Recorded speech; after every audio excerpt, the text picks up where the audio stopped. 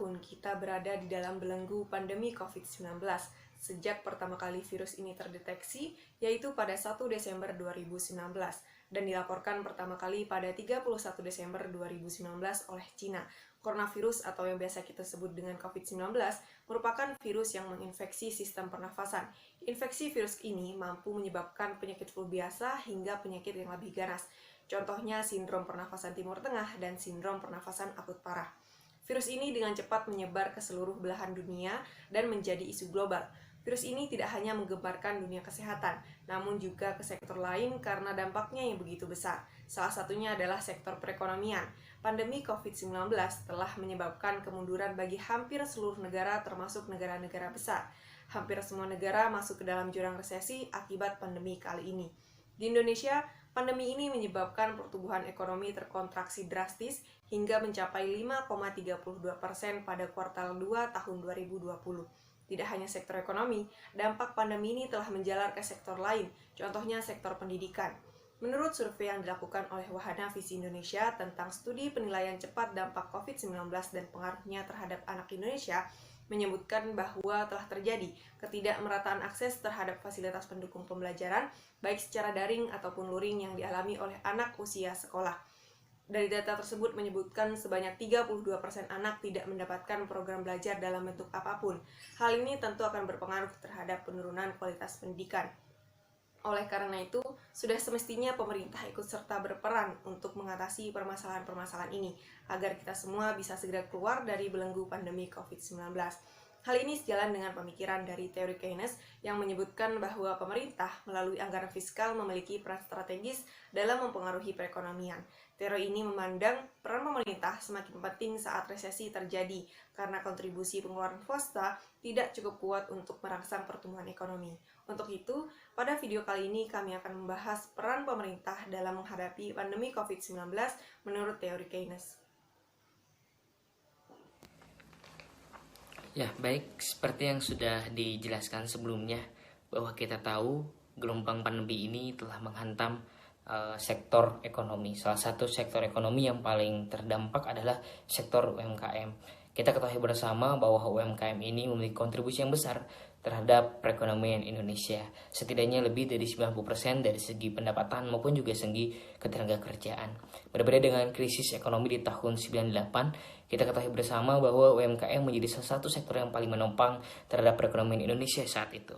Namun berbeda dengan krisis saat ini, UMKM menjadi salah satu sektor yang paling terdampak karena mobilitas masyarakat itu dibatasi.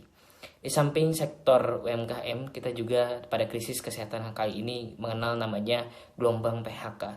Dengan terjadinya gelombang PHK tersebut, maka akan mengakibatkan pada peningkatan angka pengangguran, yang mana angka pengangguran tersebut akan berimplikasi terhadap meningkatnya angka kemiskinan di Indonesia maupun juga dunia. Mengingat dampak yang terjadi begitu besar, maka perlu adanya intervensi yang dilakukan dalam upaya sebagai pemulihan ekonomi nasional. Karena krisis ekonomi ini diakibatkan oleh krisis kesehatan, sehingga kita perlu menyelesaikan krisis tersebut melalui segala rentetan intervensi yang dilakukan. Dalam ilmu ekonomi, kita mengenal namanya teori Keynes. Teori tersebut adalah nama suatu teori ekonomi yang diambil dari John Maynard Keynes, seorang ekonom Inggris yang hidup antara tahun 1883 sampai 1946. Beliau dikenal sebagai seseorang yang pertama yang mampu menjelaskan secara sederhana mengenai penyebab dari adanya Great Depression. Dalam teorinya, Keynes mengatakan bahwa pemerintah itu perlu campur tangan ataupun juga perlu dilakukannya intervensi pemerintah terhadap suatu perekonomian.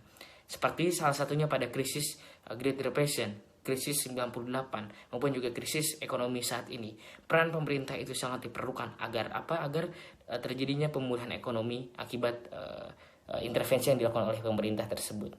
Ada beberapa intervensi yang dilakukan oleh pemerintah, baik itu dari segi fiskal maupun juga segi moneter.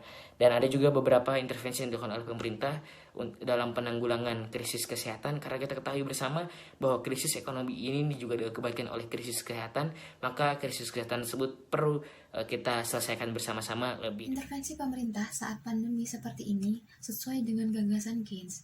Menurut Keynes, Suatu negara dapat terlepas dari posisi resesi apabila negara tersebut melibatkan pemerintah untuk mendorong permintaan dan juga penawaran dalam pasar. Hal tersebut dilakukan dengan cara belanja dan juga investasi. Selain itu, pemerintah juga memiliki peran dalam pengadaan barang-barang publik. Dengan adanya ekonomi Keynes ini, menandai berakhirnya perekonomian laissez-faire, di mana pasar dan juga pihak swasta berjalan sendiri tanpa campur tangan pemerintah, atau yang biasa disebut juga dengan invisible hand. Hal tersebut menandakan bahwa teori Keynes ini sendiri atau gagasan Keynes ini menyadarkan para pelaku ekonomi akan pentingnya peran pemerintah di dalam suatu perekonomian. Berbagai kebijakan telah dikeluarkan oleh pemerintah untuk menekan penyebaran virus COVID-19 di Indonesia. Di antaranya adalah yang pertama, peningkatan konsumsi dalam negeri.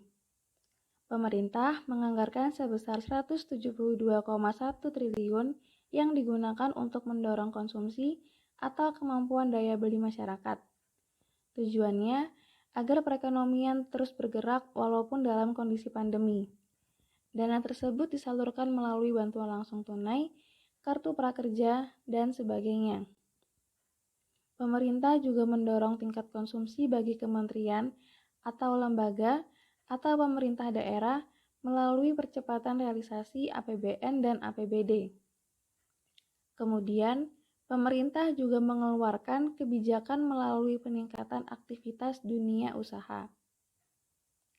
Pemerintah memberikan keringanan bagi UMKM melalui penundaan angsuran dan subsidi bunga kredit perbankan, subsidi bunga melalui kredit usaha rakyat dan ultramikro, penjaminan modal kerja sampai 10 miliar, dan pemberian insentif pajak. Sedangkan untuk korporasi, pemerintah memberikan insentif pajak, pengurangan angsuran, pengembalian pendahuluan PPN, dan penjaminan modal kerja untuk korporasi yang strategis. Hal yang kita dapat dari penjelasan sebelumnya, sejalan dengan teori Keynesian bahwa pemerintah memiliki peranan penting untuk menangani krisis ekonomi akibat adanya pandemi COVID-19 ini. Hal tersebut tentunya tidak terlepas dari otoritas dan juga tanggung jawab konstitusi untuk menjamin hak dasar warga negaranya.